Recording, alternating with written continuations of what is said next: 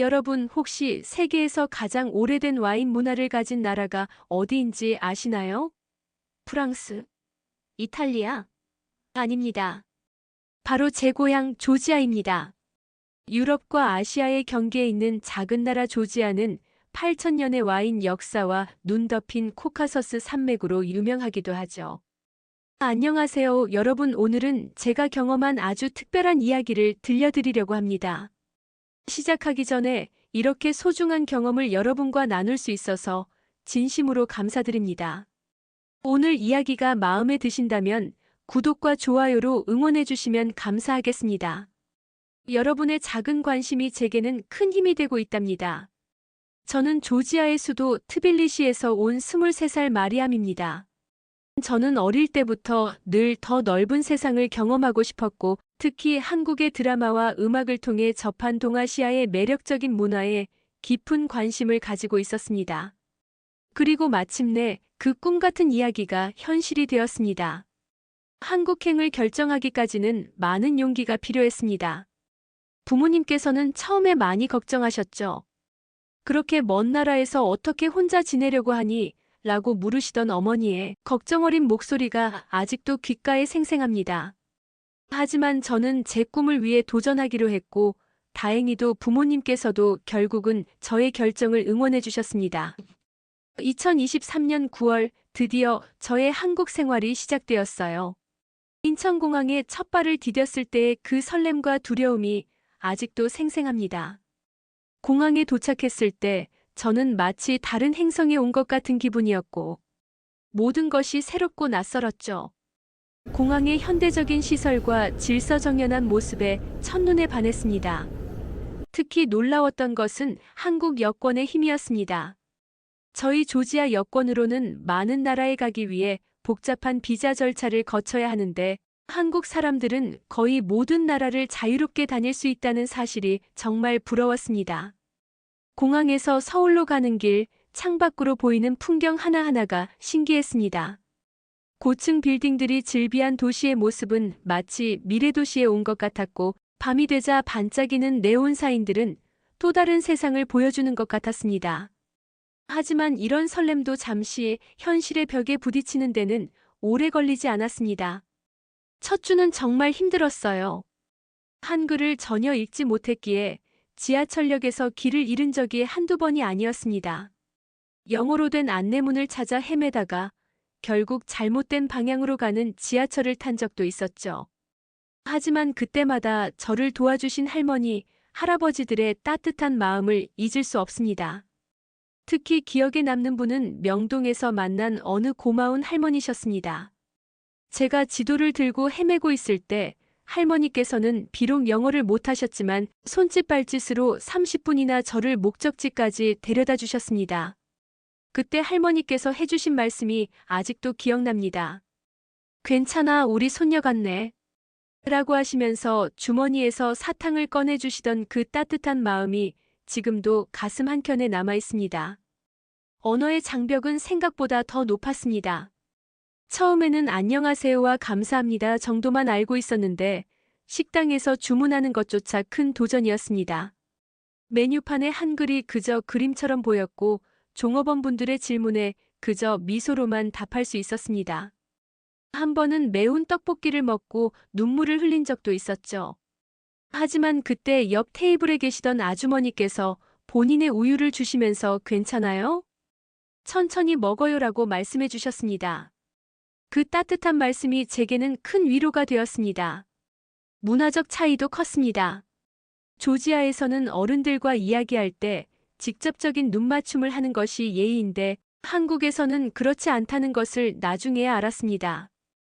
또 식사할 때 젓가락 사용법도 서툴러서 처음에는 많이 당황했습니다. 하지만 한국 사람들은 제가 당황하거나 실수를 할 때마다 따뜻하게 이해해 주시고 차근차근 가르쳐 주셨습니다.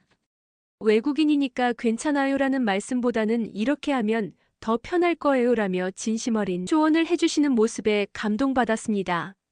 그런 배려 덕분에 저는 조금씩 한국 문화에 적응해 나갈 수 있었습니다. 특히 한국의 빨리빨리 문화는 정말 신기했어요. 조지아에서는 모든 것이 여유롭고 느긋한데 한국은 마치 24시간이 쉬지 않고 돌아가는 것 같았습니다. 배달 음식이 30분 만에 오고 지하철은 분 단위로 정확하게 운행되며 인터넷은 눈 깜짝할 사이에 열리더라고요. 처음에는 이 빠른 속도에 적응하기 힘들었지만 지금은 이런 효율성이 한국의 발전을 이끈 원동력이었다는 것을 이해하게 되었습니다. 저는 디지털 생활에도 적응이 필요했죠. 카카오톡, 네이버, 배달의 민족 같은 앱들은 처음에는 너무 복잡해 보였습니다. 특히 카카오톡의 이모티콘 문화는 정말 신기했어요. 문자 메시지로 감정을 표현하는 방식이 이렇게나 다양하다는 것에 놀랐죠. 지금은 저도 이모티콘을 자주 사용하고 있답니다. 배달의 민족 앱으로 음식을 주문하는 것도 이제는 익숙해졌고 네이버 지도 없이는 길을 찾기 힘들 정도가 되었습니다. 한국의 대중교통 시스템도 정말 놀라웠어요. 지하철과 버스가 정확한 시간에 운행되고 교통카드 하나로 모든 것을 해결할 수 있다는 점은 정말 편리했습니다.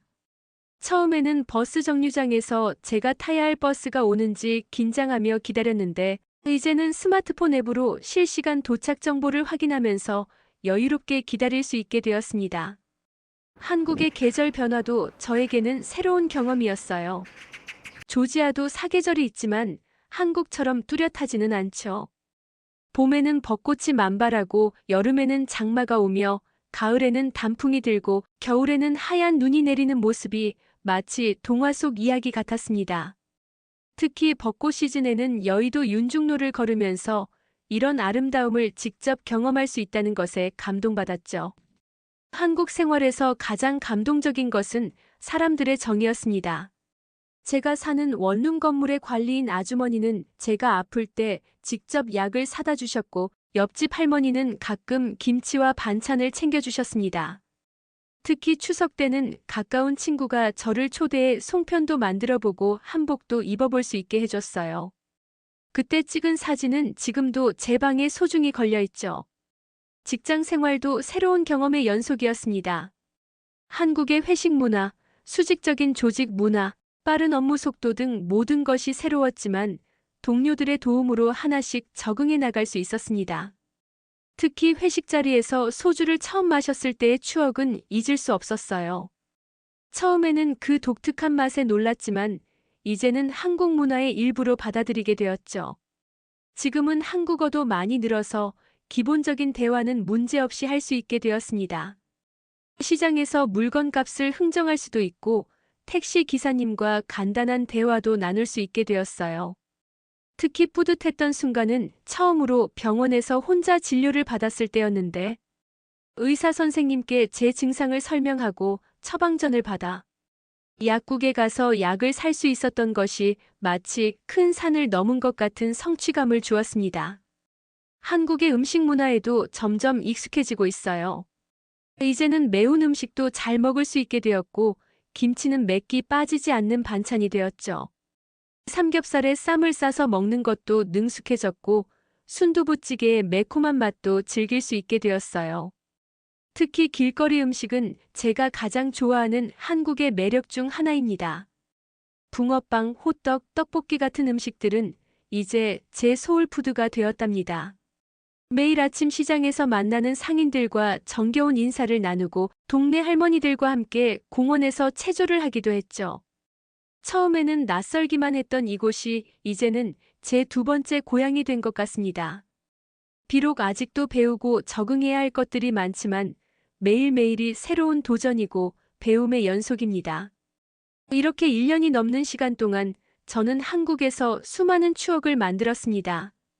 때로는 힘들고 외로울 때도 있었지만 그때마다 따뜻한 이웃들의 배려와 친절이 있었기에 이겨낼 수 있었습니다. 전화 너머로 걱정하시던 부모님께 엄마, 아빠, 저 잘 지내고 있어요라고 자신있게 말씀드릴 수 있게 된 것도 큰 변화입니다. 한국의 사계절을 모두 경험하면서 각 계절마다의 특별한 문화와 풍습도 배웠어요. 봄에는 꽃구경과 함께하는 야유회, 여름에는 시원한 냉면과 팥빙수, 가을에는 단풍 구경과 김장, 겨울에는 따뜻한 온돌방에서 먹는 호빵의 맛까지. 이 모든 것들이 제게는 새롭고 특별한 경험이었죠. 특히 한국의 명절 문화는 정말 인상적이었어요. 추석에는 회사 동료 가족들이 저를 초대해 송편도 만들어 보고 설날에는 세배도 해보았습니다. 한복을 입고 찍은 사진을 부모님께 보내드렸을 때 어머니께서 눈물을 흘리시며 기뻐하셨다는 이야기를 들었습니다. 직장에서는 한국의 기업 문화를 배우고 있습니다. 빨리빨리 문화에 적응하느라 힘들 때도 있었지만 이제는 그것이 한국 경제 성장의 원동력이었다는 것을 이해하게 되었죠. 자주 모이는 회사 문화가 처음에는 낯설었지만 이제는 동료들과 더 가까워질 수 있는 좋은 기회라고 생각해요. 한국의 발달된 IT 기술은 제 생활을 완전히 바꾸어 놓았습니다.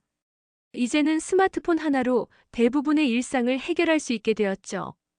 배달 앱으로 음식을 주문하고 카카오톡으로 소통하며 네이버 지도로 길을 찾는 것이 일상이 되었습니다. 특히 카카오페이나 삼성페이 같은 모바일 결제 시스템은 제가 조지아 친구들에게 자랑하고 싶은 한국의 모습 중 하나입니다. 주말이면 한강공원에서 치킨과 맥주를 즐기거나 북촌한 옥마을을 산책하면서 전통과 현대가 공존하는 서울의 매력을 만끽하기도 했죠.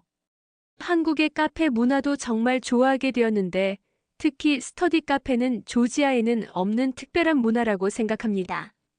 이제는 한국어로 일기도 쓸 수 있게 되었고 드라마도 자막 없이 볼 수 있게 되었어요. 간혹 한국 친구들이 제 한국어 실력이 늘었다고 칭찬해 줄 때면 그동안의 노력이 헛되지 않았다는 생각에 굉장히 뿌듯했습니다. 저는 한국 생활을 하면서 세계 어디를 가도 이런 경험은 하기 힘들 것 같다는 생각을 해요. 한국은 최첨단 기술과 전통 문화가 완벽하게 조화를 이루는 특별한 나라예요. 이곳에서의 모든 순간이 소중한 추억이 되어가고 있죠. 앞으로도 새로운 도전과 경험이 기다리고 있겠지만 이제는 두렵지 않습니다. 한국에서 배운 대로 할 수 있다는 자신감과 끈기로 무엇이든 해낼 수 있을 것 같기 때문이에요. 가끔은 고향 조지아가 그리울 때도 있습니다. 특히 우리나라의 전통 와인과 하차풀이라는 치즈빵이 생각날 때면 향수병이 밀려오기도 하죠. 하지만 그럴 때마다 한국 친구들이 저를 위로해주고 한국의 맛있는 음식들로 제 마음을 달래주곤 합니다. 최근에는 한국 친구가 저를 위해 조지아 레스토랑을 찾아주어서 함께 방문했는데 그 따뜻한 마음씨에 눈물이 날 뻔했어요. 한국에서의 생활은 제게 많은 것을 가르쳐 주었습니다. 무엇보다 다른 문화를 이해하고 존중하는 법을 배웠고 혼자서도 씩씩하게 살아갈 수 있다는 자신감도 생겼어요. 지하철에서 자리를 양보하는 것이 자연스러워졌고 음식을 주문할 때 맵지 않게 해주세요라고 말하는 것도 익숙해졌습니다. 특히 한국의 정문화는 제 삶을 완전히 바꾸어 놓았어요. 처음에는 이해하기 어려웠던 우리라는 개념이 이제는 제 마음 깊숙이 자리 잡았죠. 어려운 일이 있을 때면 서로 돕고 기쁜 일이 있을 때면 함께 기뻐하는 문화는 참 아름답다고 생각해요.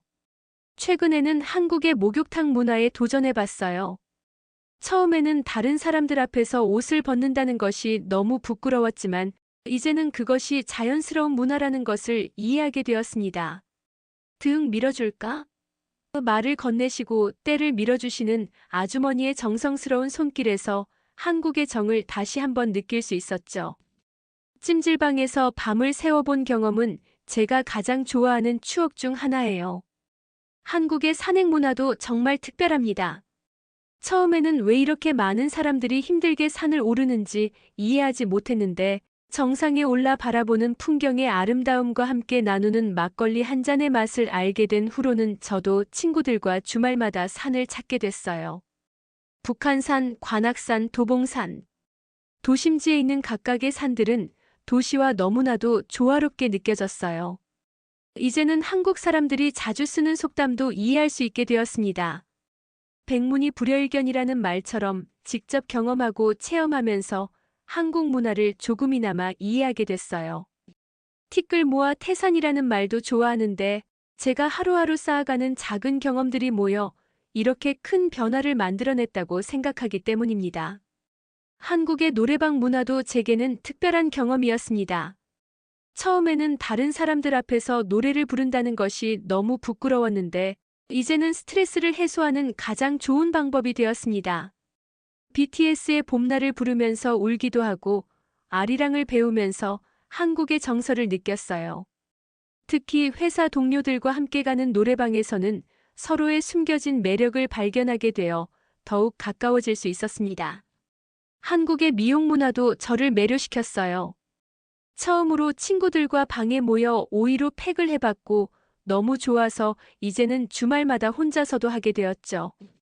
한국 화장품의 퀄리티는 정말 놀라웠고 이제는 제가 조지아 친구들에게 한국 화장품을 추천해주는 입장이 되었습니다. 계절마다 즐기는 한국의 길거리 음식도 잊을 수 없습니다.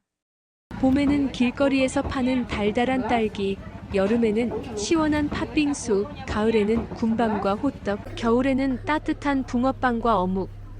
매 계절마다 새로운 맛의 발견이 있었습니다. 특히 우리 동네에는 할머니가 하시는 조그만 분식집이 있는데 거기에서 먹는 떡볶이의 맛은 정말 일품이에요. 다들 더 잘 아시겠지만 한국의 배달 문화는 정말 편리하다고 생각해요. 새벽까지 친구들과 얘기가 길어질 때 치킨을 시켜 먹을 수 있다는 것이 신기했고 하물며 약까지도 배달시킬 수 있다는 것에 놀라웠습니다. 특히 아프기라도 할 때 이런 발달된 배달 시스템이 얼마나 큰 축복인지 더욱 실감할 수 있었죠. 한국의 공중 화장실 문화도 인상적이었어요.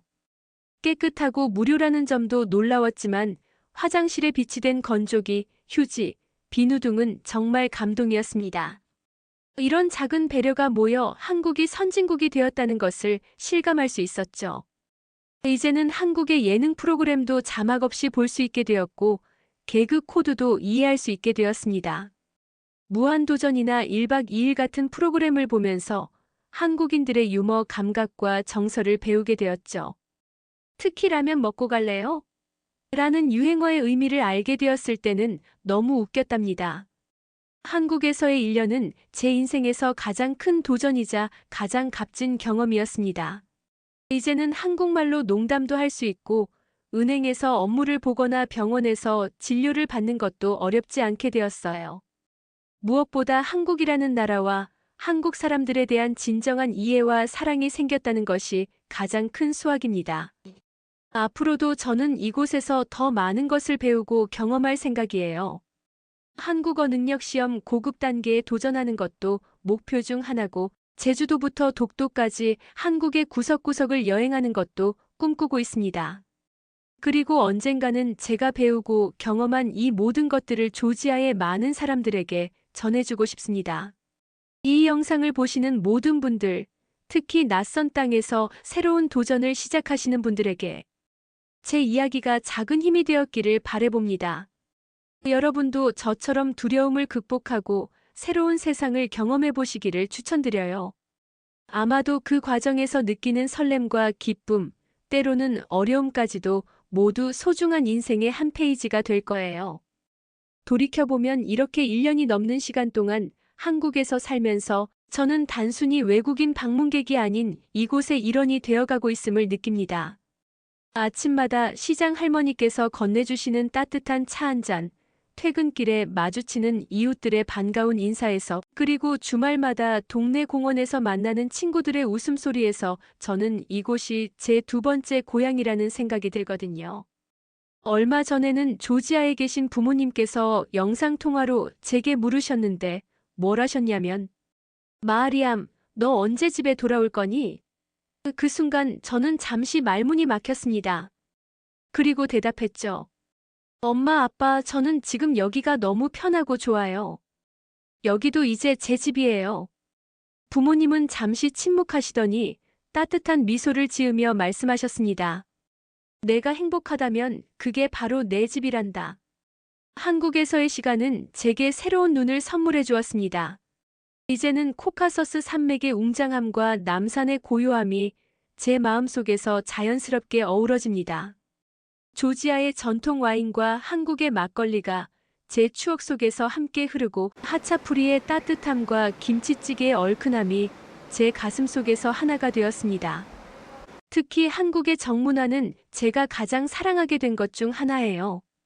조지아도 사람들 간의 정이 깊은 나라지만 한국의 정은 또 다른 차원의 따뜻함이 있다는 생각이에요. 아플 때 이웃이 끓여주신 미역국, 추운 날 동료가 건네준 핫팩, 힘들 때 친구가 보내준 응원 메시지. 이런 작은 배려와 관심이 모여 제 삶을 풍요롭게 만들었습니다.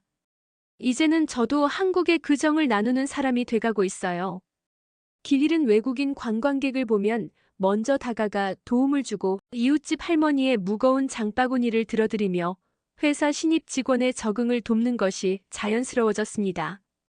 제가 받은 사랑을 다시 나누는 이 순환이 어쩌면 한국이 이토록 발전할 수 있었던 비결이 아닐까라는 생각이에요.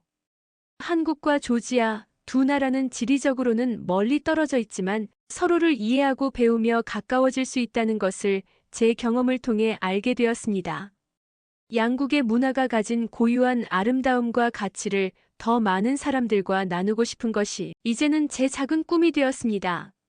이 영상을 보시는 모든 분들, 여러분의 따뜻한 관심과 사랑이 한 외국인 청년을 이렇게 성장시켰습니다.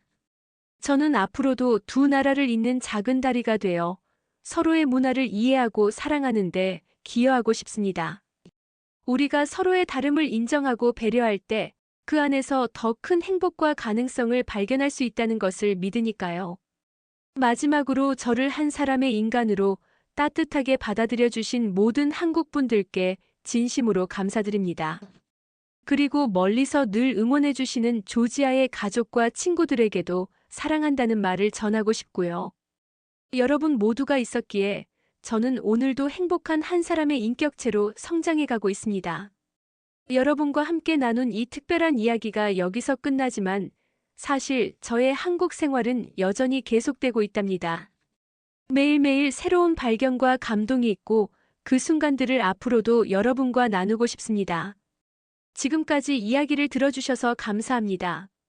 들려드렸던 이야기가 괜찮으셨다면 구독 버튼을 눌러주세요. 그리고 작은 하트 하나 눌러주시는 것도 잊지 말아주세요. 댓글창에 여러분의 이야기도 들려주세요.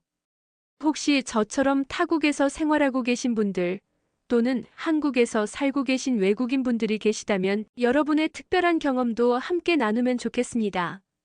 서로의 이야기 속에서 우리는 더 큰 위로와 용기를 얻을 수 있을 테니까요. 감사합니다.